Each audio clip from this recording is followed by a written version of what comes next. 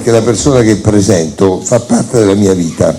Ci sono di quelle persone con le quali non c'è un rapporto di parentela, non c'è sangue in comune, però c'è una vita in comune, ci sono dei sentimenti che ti hanno legato, delle cose bellissime che hai vissuto insieme, per cui per me presentare questo attore, già il termine attore mi sembra diminutivo nei suoi confronti, questo personaggio, questo amico, questa maschera, questo essere, questo marito molto atipico, io mi rivolgo qui alla moglie poverina che lo subisce da parecchi anni, e anche ai figli, insomma, perché ha fatto anche dei figli, come abbia fatto non si sa, ma comunque l'ha fatto, e stasera vi presentiamo addirittura un libro che lo riguarda, un libro quindi che ha un autore, ha un prefattore che sono io perché ho scritto la prefazione e devo dire che mi veniva anche da ridere, è un editore che è importantissimo perché è Flaccovio, quindi più interessante di così non si poteva avere. Questo libro, l'avete visto il libro voi o no? Avete guardato ecco, guardate la copertina è bellissima, mai visto una faccia più tragica e meno comica, perché i comici non sono mai comici, i comici hanno una loro tragicità interiore pazzesca. Io non ricordo un Totò sorridente, io ho avuto l'onore di lavorare con Totò, di conoscere Totò, di parlare con lui, era sempre tragico, la sua vita è stata tragica. Tuccio Musumeci, eccolo qui.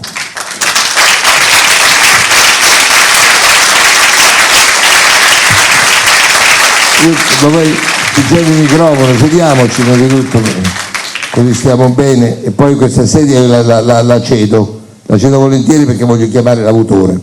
Allora, stiamo festeggiando te perché hanno stampato un libro dedicato a te. Sì, molti all'ingresso, anche il dottor Setola, mi ha chiesto, dice, ma come vi siete conosciuti con questo magistrato, questo Santino Mirabella? Io mi ritiravo una sera da qui dal teatro e andavo a casa al Corso delle Province, potevano essere le 11 di sera, era d'inverno, ero tutto incappucciato, quando di dietro non c'era nessuno per le strade, vedo uno con un giubbotto, i capelli, sta barba, incappucciato e cose che mi dice scusi, una rapina. Invece peggio, si presentava, dice sono un magistrato, io si prende a rapina come magistrato.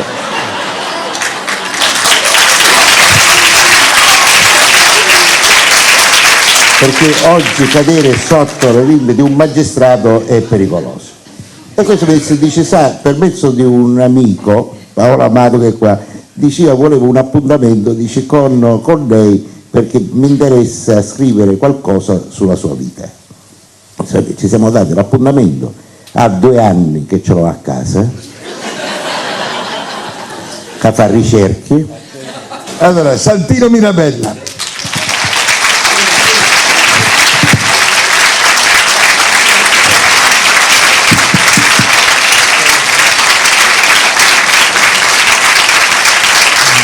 Come dicete, cioè, la frequentazione come è avvenuta? Ma io avevo questo pallino, come diceva Tuccio, avevo questo pallino da tempo, perché siccome io la prima, imitando mia sorella, che ha sempre, io sono nato e mia sorella già scriveva, quindi io il primo libro l'ho scritto a 6 anni, quindi poi non ho più smesso di scrivere. Poi ho avuto questa brillante idea di pubblicare, ma non ho cambiato i miei ritmi. E avevo questo pallino di fare questo libro, perché io ho vivissimo il ricordo, la fascinazione di quello che per me era il teatro, in generale il teatro stabile in particolare. E io avrei fatto volentieri un libro intervista con Sharon Stone, però uscendo da casa incontravo sempre Tuccio Musumeci. Lei si sarebbe dimesso dalla magistratura se l'avesse conosciuto. Sono convinto. Tuccio, viene dichiarato, nel libro viene dichiarato che tu insomma, hai amato Totò, soprattutto il tuo riferimento era Totò. Io proprio ho iniziato a scuola imitando, a scuola fra amici, i parenti, e mi sono vestito anche da carnevale, me ne sono andato da Cereale, ero ragazzino, imitando Totò.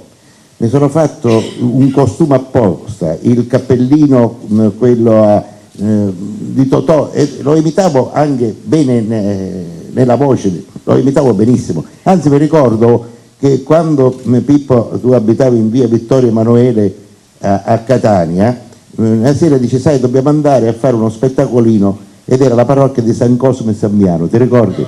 E io imitavo a Totò, ho imitato, e Pippo imitava ad Angelo Musco, con una voce perfetta la imitava, ma siccome era auto, Angelo Musco era tanto, lo imitava settato, ti ricordi? E fu una cosa bellissima. No, di qua, di qua. Lo racconta Alessio? E perciò questi monaci dovevano essere fucilati, e io uscivo assieme agli altri compagni che dicevamo il rosario, se non che quando io uscivo solo la gente si metteva a ridere, e cioè, io ero proprio in pallone, dicevo: ma perché stai ridendo? Io dicevo il rosario per Sall'Auro, siccome ero molto magro ancora, perché sono grosso ora, ma allora ero così, uscivamo dalla guerra perciò ero ancora più sicco, e si mettevano a ridere. E allora non mi hanno fatto continuare le mie battute perché mi fucilarono primo per non fare ridere la gente.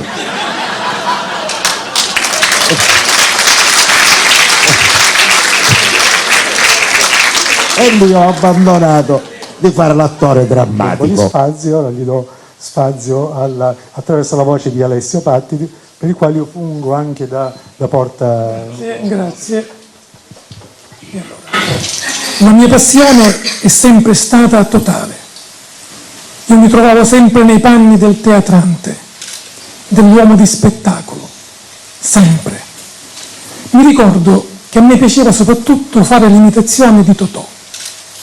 Era il mio cavallo di battaglia. La facevo in pubblico anche a scuola, quando ero al primo liceo al Cutelli di Catania, o quello che combinavamo. Ricordo il professore Giacobbe, quando io non sapevo la lezione di filosofia, mi diceva: allora, fammi a Totò. Figurati, io camminavo sempre dentro la borsa con i libri, con il mio cappellino di Totò, e mi facevo Totò. Il professore rideva, mi guardava tutto contento e poi mi diceva: bravo, bravo. Come teatrante in pratica si può dire che inizia così. In qualche modo fu proprio la scuola, in senso generale, a indirizzare il mio mondo verso quella che sarebbe diventata la mia vita. Non si parla più di donne, c'è quasi la ritrosia di parlare di donne. No, la ritrosia dipende dagli ambienti. No, non saremmo niente.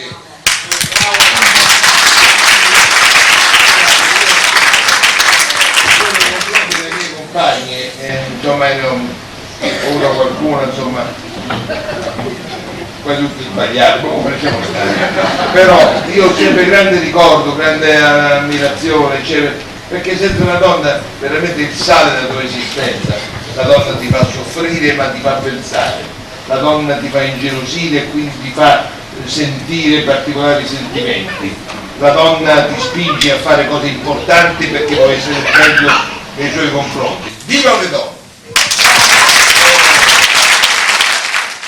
Presi per un periodo lezioni private da un professore di italiano, latino e greco, il professore Ruggeri, e fu proprio lì che conobbi Pippo Baudo, che invece frequentava il liceo Ospedalieri. Ci siamo piaciuti subito, anche perché avevamo gli stessi interessi. Eravamo una bella coppia, avevamo anche i nostri bei soprannomi: Filo di Spaghetto e Rampino. Inutile dire chi era Filo di Spaghetto. Facevamo tutto insieme, passeggiavamo, andavamo su e giù per la via Etnea, per la via Vittorio Emanuele, eravamo pieni di idee e di entusiasmo. Facevamo finta di studiare. A volte a casa di Pippo, in via Vittorio Emanuele, ricordo ancora vivamente, come fosse oggi, che entrava suo padre con il pigiama rosso e noi gli raccontavamo che studiavamo. Ma se io ero in medicina e lui in giurisprudenza, come potevamo mai studiare insieme? Volevamo fare medicina legale.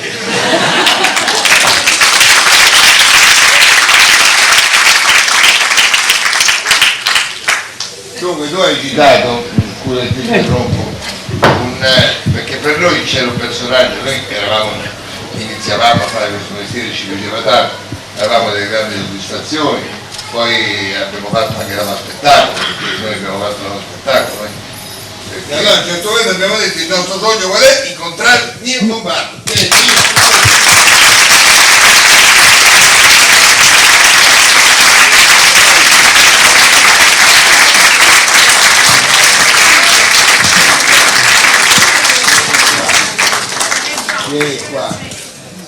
Qui ha sempre suonato benissimo. Ringraziamo allora Alessio Patti, perché gran parte delle cose della legge le hanno anticipate loro. Grazie ad Alessio della disponibilità di tutto. Grazie. Sì, io stavo dicendo una cosa, intanto sicuramente è giusto che si sappia, io sono il più vecchio dei tre e siccome so che ancora in futuro dobbiamo rincontrarci, allora dobbiamo cercare di fare delle piccole ricostruzioni. Io ti faccio così e tu fai quello che puoi. Ecco, ora l'hai detto, andiamo. La vuoi un pochino più altina? Perché aspetta, così diventa una macchietta. Così va bene, un pochino più alto. Ma le parole non mi ricordo, no, basta perché l'ha fatto così, ma deve da calmesella, no? Tutti abbiamo un tallone da chi abbiamo un tallone da chi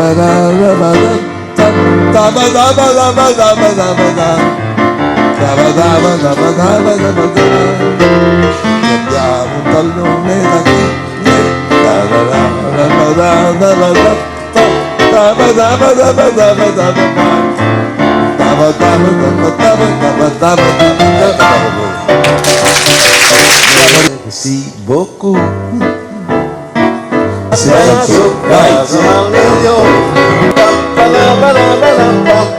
Merci beaucoup. Thank you, grazie tanto. E su per giù, come un esperanto, lei sta lontana e le fa pardon. Se crede le posso fare da Cicerone. Merci beaucoup. Lei rispose allora, e non so più quel che accade ancora.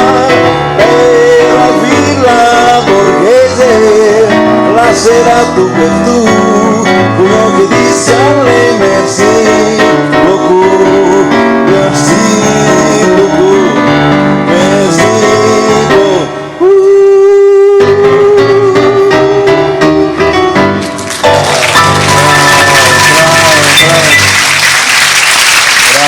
bravo, dai significato. E gli fecero una canzone su AO AO e si chiamava questa canzone, che tu non ricordi, Je parle romanesque, perché lui era francese, AO AO. Ma perché tu sei capace di accennarlo un attimo? Una mattina vidi una fanciulla.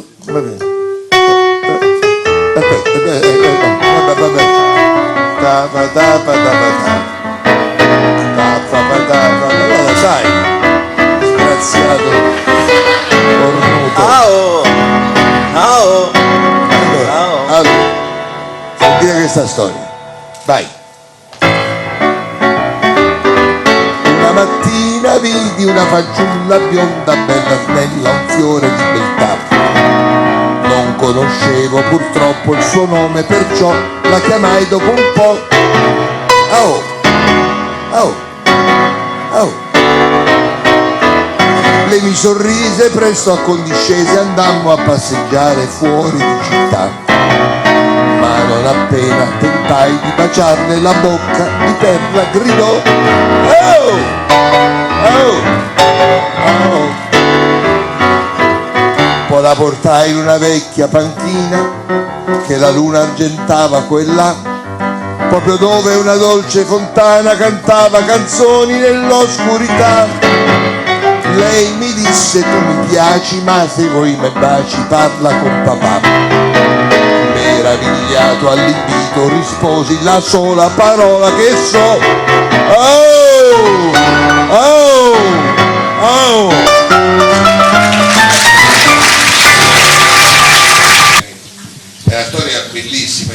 musica, cioè a un certo momento il produttore era Franco Cristaldi, grande produttore Franco Cristaldi, il regista era un regista inglese bravissimo, e poi c'era Sean Connery, ovviamente bastava lui, e cercavano le altre parti, gli altri ruoli erano difficili, c'era soprattutto il ruolo di un frate, quello che poi nel pentolone lavorava, eccetera, e l'avevano scelto come protagonista, un ruolo importantissimo, e lui disse di no. Quel ruolo fu offerto poi a Franco Franchi. Adesso vi racconto una storia che non ho mai detta a nessuno, stasera siamo in pochi, ma ditela anche in giro lo stesso, perché è giusto che si sappia. E Franco disse, siccome Ciccio aveva fatto il film Amarcord, ha avuto quindi il suo rilancio con Amarcord, l'azione, non da comicastro ma da grande attore, dice, la grande occasione per me la offre Sean Connery, me la offre Cristaldi, e quindi accetta senza discutere sul compenso, incomincia a provare, il regista si innamora di lui, lo trova perfetto con le sue maschere, questa sua faccia bellissima, mobile, e a un certo punto poi lo chiama Cristaldi e dice, mi dispiace ma il film tu non lo fai più. Come non lo faccio più? Già sto provando, stiamo cominciando a girare, non lo fai, non posso metterti sul manifesto perché il tuo nome mi sporca il manifesto. C'era un nome molto popolare, gli sporcava la nobiltà dell'opera e gli tolsero il ruolo, e quello fu una cosa che veramente lo offese talmente tanto che la fine di Franco Franchi, la fine fisica e psicologica di Franchi è partita proprio da quel no. Come questo teatro che ci dà soddisfazioni e gioie, spesso ci dà dei grandissimi dolori. Non dimentichiamolo mai, mai. La televisione la fa benissimo, l'avete visto voi in Montalbano? Sì. Ha fatto un ruolo piccolo così, 4 minuti, 5 minuti. 6 anni che mi veniva dietro Serone, 6 anni il regista Serone, ma questa volta che fai? Sono libero in questo mese.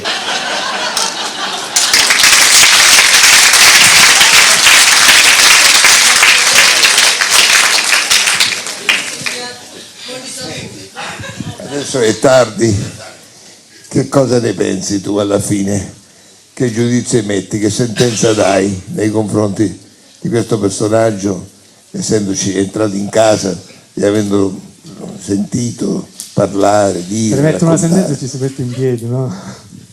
Ma il grande vantaggio di avere messo in piedi questo mio progetto è stato, appunto, come dicevo, di aver potuto conoscere una persona che per me era stata una persona, un punto di riferimento, ripeto, di quel mondo così astratto che per me era magico, e che ho potuto poi conoscere il mondo in questione e poi ho potuto conoscere la persona. Quello che vi dicevo prima, a maggior ragione, non può che essere assolto, per dire una scemenza, per sovrabbondanza di prove artistiche, perché l'eccezionale capacità artistica ha l'eccezionale pregio di corrispondere al valore umano della persona, e non è sempre la stessa cosa. Soprattutto loro, ovviamente, figuriamoci io.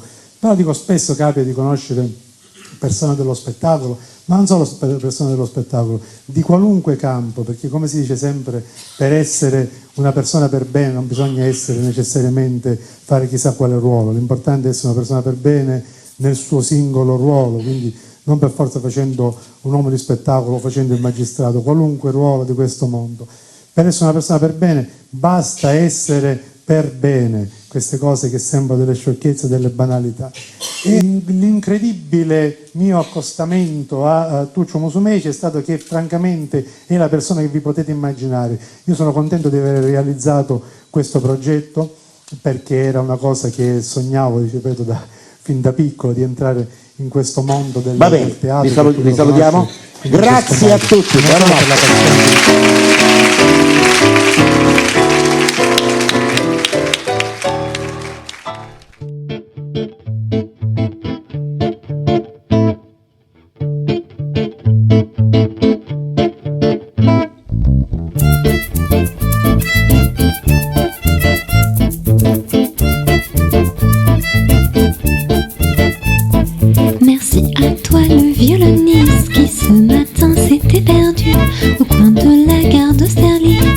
de crainte, j'ai entendu, j'ai cru l'affaire impossible.